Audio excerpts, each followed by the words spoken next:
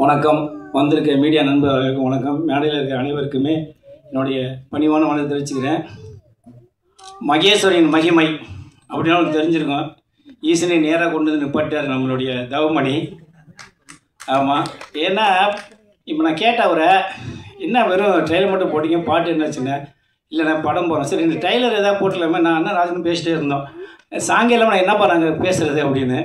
ஆனால் திருச்செந்தூரை வந்து ஃபுல்லாக லைவில் போய் எடுத்து வந்திருக்காராம். இது இன்றைக்கி காலகட்டத்தில் திருச்செந்தூரை போய் அவ்வளோ அழகாக எடுத்து வந்திருக்காருன்னா அவரை உண்மையிலேயே பாராட்டணும் தவமணி அவர்களை. ஏன்னா இன்றைக்கி எங்கே பார்த்தாலும் பார்த்தீங்கன்னா சாமி ஒரு பக்கம் திட்டிருக்காங்க, ஆசலாவாக பேசுகிறாங்க. ஆனால் அப்பேற்பட்ட முருகன் கோயிலில் போய் தெளிவாக போய் படம் எடுத்து வந்திருக்காரு. ஆனால் என்னென்னா ஒன்றே ஒன்று தான் நான் சொல்லணும்.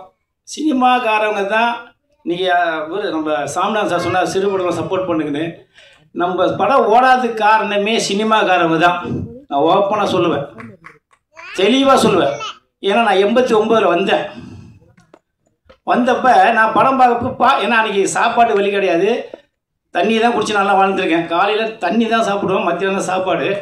அப்போ நாங்கள் ஃப்ரெண்ட்ஸாக வரும்போது டயட் எல்லாம் பேசும்போது எவனா ஒருத்தன் படம் பார்த்து வந்திருப்பான். அவன் வந்து எங்கள்கிட்ட சொல்லுவான், படம் பிளாப்பு, ஒன்றுமே இல்லைம்மா. ஏன்னா நாங்கள் எங்களுக்கு தெரியும், எங்களுக்கு அப்போ அறிவு கம்மி தானே. சரி நாங்களே எல்லாம் படம் ஒன்றுமே இல்லைடா அப்படின்னு. இன்றைக்கி வரைக்கும் அதை சொல்லிட்டு இருக்கான் நம்ம சினிமாக்காரன். அவன் ஜெயிக்கணும், அவன் முன்னுக்கு வரணும், அவன் லைஃப்பை கொண்டு வரணும், அவன் குடும்பத்தை காப்பாற்றணும் எவனுமே நினைக்கிறதில்ல. இன்றைக்கி வரைக்கும் இந்த வடப்பள்ளியிலும் சரி, இந்த பிரசாத் எதுக்கும் சரி, கோடம் பார்க்க முடியாது, இன்றைக்கி நிற்கிறானுங்க. ஏன்னா நான் என் சங்கத்தில் நீங்கள் இப்போ வெளியில் நீங்கள் மீடியாலாம் பார்க்குற போகிறீங்க, உங்களுக்கு தெரியும். ஆனால் நான் எனக்கு டெய்லி நான் சங்கத்துக்கு வரதுனால தான் உண்மை சொன்னேன். இன்றைக்கி சிறுபடுறதுனால எக்கச்சக்கமான பேர் இந்த சங்கத்துக்கு வரதுனால நான் இப்போ கவர்மெண்ட்டோட சொன்னேன், எதுவாக தான் தெளிவாக அப்படின்னு சொன்னேன் இல்லையா. ஒவ்வொரு விஷயம் நான் கேட்டு செய்யணும். என்ன காரணம்னா இன்றைக்கி ஒன்றும் இல்லை, அந்த இவன் நடித்தான் நம்ம தனுஷ், அவன் படம் ஒன்றுமே இல்லைன்ட்டான். வந்து பிளாப்பை ஒன்றுமே இல்லை, படம் பார்த்து என்கிட்ட பார்க்கலன்றான். யாரா சொன்னாலும் எனக்கு கெட்ட வார்த்தை வரும், நான் வரேன். யாரும் சொன்னாங்கண்ணே, டேய் சரி டிஎன்ஏ எப்படா இருக்கு, அது ஒன்றும் இல்லைண்ணே, படம் பார்த்தியா, பார்க்கலண்ணே. அப்போ நீ எப்படி நம்ம திட்டமா திட்ட மாட்டோமா சொல்கிறானே இப்போ வரைக்கும். ஏன்னா இன்றைக்கி வந்து ஆந்திரா ஹிட்டுன்ற இங்கேயும் பரவாயில்லன்றான். என் பையன் பார்த்து சொல்கிறான், கூப்பிடுறான், அப்பா அருமையாக இருக்குது, வாங்க ஃபேமிலியோட போகலான்றான். இதுக்கு என்ன சொல்லுவீங்க? அது 100 கோடி 200 கோடி, இவர் எடுத்து 1 கோடி 50 கோடி. ஏன் என்ன சொல்கிறேன்னா, முன்ன படம் நல்லா ஓடணும்னா சினிமாக்காரங்களுக்கு படத்தை பாருங்க. படத்தை பார்க்கலையா கண்டெக்டாக போடாதீங்க, எவன்டையும் பேசாதீங்க. அப்போ தான் நீ உண்மையான ஆம்பளை, உண்மையாலே சினிமாக்காக வந்த சாதிக்கு வந்த மனுஷன் நான் சொல்லுவேன். எல்லா பேரும் சொல்கிறான் படம் பார்க்கல சொல்லிட்டு போ, நல்லா அவன் முடிய மாட்டான். இன்னைக்கு மக்கள் தாங்க படம் பார்க்குறாங்க, சினிமாக்காரங்க தேட்டருக்கே போகிறதில்ல. எனக்கு நமக்கு தான் வயிற்றுக்கே சோத்துக்கு வழி இல்லாமல் சினிமா பார்க்க முடியும், 2 ரூபா கொடுத்து எங்கே போய் வாங்கி போக முடியும். அதனால தான் சொல்கிறேன் ஓப்பனாக, இந்த தவமணியில் நான் தெளிவாக சொல்கிறேன், யாருமே ஏமாற்றி வாழ்ந்து சரித்திரம் இருந்தாலும் அப்பப்போ சொல்லுவேன். சினிமா நம்பி வந்து யாருமே தோத்ததே கிடையாது. நான் நீ உங்கள் நின்று இப்படி பேசுகிறேன்னா காரணம்ங்க, எவ்வளோ கஷ்டத்துக்கு நான் பட்டு வந்திருக்கேன். நான் ஒன்றும் சாதாரணம் வரல, அரசியல் சினிமா கினிமா எல்லாத்தையும் அடித்து ஓட விட்டு தாங்க வந்திருக்கேன். நான் இன்றைக்கி வந்து இன்னும் உங்கள்கிட்ட பேசுகிறேன். ஏன்னா ஜெயிக்கணும், நீங்கள் வாங்க. இப்போ நான் வந்து உங்கள்கிட்ட பேசுகிறேன்ல, எந்த படத்தையுமே நல்லா இல்லைன்னு சினிமாக்காரன் சொல்லாதீங்க. அந்த சினிமா நம்பி வந்து எவனுமே சொல்லாதீங்க. நான் இதை மட்டும் சொல்லுவேன், நீங்கள் ஆணிதரமாக சொல்லுவேன். ரஜினி எப்படி இருந்தார், கமல் எப்படி இருந்தார், அந்த ஓடுனா அவங்க 100 கோடி ஓடாட்டினா அவங்க சம்பாதிப்பாங்க, அடுத்த ஒரு காட்சி சம்பாதிப்பாங்க. இந்த சிறுபடத்தை யார் காப்பாற்றுறது, இவங்க யார் வாழ வைக்கிறது? இப்போ அடுத்த படம் அவங்க பையன் பாருங்க, அறிஞர் சூப்பர் ஹீரோவாக இருக்கார். நான் கேட்டேன், நீ நேரில் ஹீரோவாக இருக்கப்பா அப்படின்னு. அடுத்த படம் கண்டிப்பாக சத்தியமாக அவங்க பையனுக்கு ஒரு படத்தை எடுப்பார். அது எடுக்க விட நான் எடுக்காத வச்சேன். ஏன்னா இந்த படத்தை விட்டது வேறு படத்தில் பிடிச்சிதான் ஆகணும். அவர் நம்ம எதில் வந்தோமோ அதில் தான் நம்ம ஜெயிக்கணும். எது நினச்சோம். நான் வந்து தஞ்சாவூர்லேருந்து வந்தேன். நான் நீ வந்து 35 வருஷம் இருந்து என்னோடய சொந்த படத்தை எடுத்து தான் ஊருக்கு போனேன்.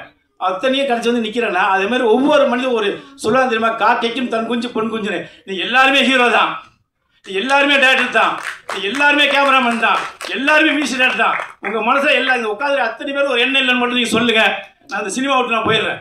உங்களுக்கு அத்தனை மீடியா உட்காந்துருக்கு, ஒவ்வொருத்தரும் சொல்லுங்கள். நீங்கள் சாதிக்கு வந்தீங்களா இல்லையா? நீங்கள் சாதிக்கு வந்த சூழ்நிலை மாறி ஒவ்வொரு இதிலும் ஒரு உட்காந்துருக்கோம். இன்றைக்கி எல்லாருமே பேசுவாங்க. இன்றைக்கி எல்லாருமே இன்றைக்கி மீடியா எல்லாருமே பேசுகிறாங்க. ஏகப்பட்ட பேர் இன்றைக்கி ரஜினி கமல் என் பார்த்திபன் கூட சொன்னார், நான் ஒரு சட்டத்துக்கு தைக்க முடியாமல் வந்தேன். எல்லாமே இன்றைக்கி எல்லாம் ஏன்னா இன்றைக்கி மீடியா நிறைய பெருசிச்சு, ஆனால் ஏகப்பட்ட பேர் இன்றைக்கி எல்லாத்தையும் மனசில் அத்தனை கக்குறாங்க. ஒரு 2 தாவாணிகள்னு ஒரு படம், பாக்யராஜ் சார் நடித்த படம். நீங்கள் தயவு செய்து சினிமாவில் மீண்டும் சாதிக்கணும்னா தாவாணிகள்ங்கிற ஒரு படத்தை பாருங்கள், சிவாஜி சார் நடிச்சிருப்பார். ஏன்னா எல்லாருமே கஷ்டப்படுதான், என்னால் பிச்சை ஒன்று தான் எடுக்கல சினிமாவில் வந்து. இப்போ எல்லாரையும் பார்த்தாச்சு.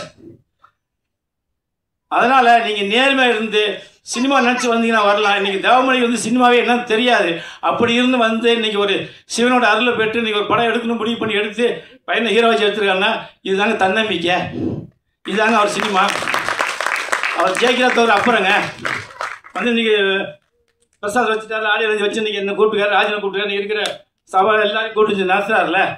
இதுதான் அவர். ஏன்னா அவரோட மனசுக்கு ஒரு படம் ஜெயிக்கணுன்றார். அதுமாரி ஒவ்வொருத்தரும் நீங்கள் நினச்சிங்கன்னா கண்டிப்பாக நான் சொல்கிறேன், இந்த ஆண்டு மீது ஆணையாக சொல்லி ஜெயிப்பீங்க.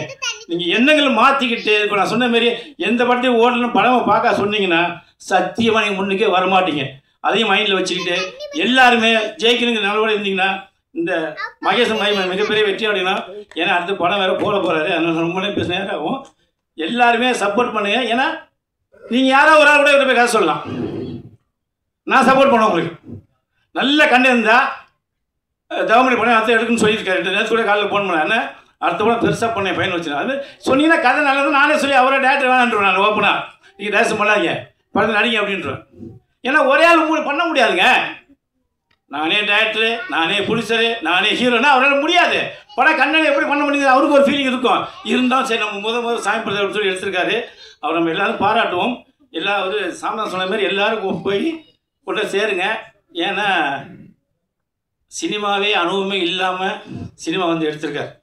இதுக்கே நம்ம கை தட்டணும், இவரையே நம்ம பாராட்டணும். ஒரு மிகப்பெரிய வெற்றி அடையணும். ஏன்னு கேட்டால் நான் யாருக்குமே சப்போர்ட் தான் பண்ணுவேன். என்னென்னு திட்டுவேன், ஏமாந்தேன்னு சொல்லி போவேன்.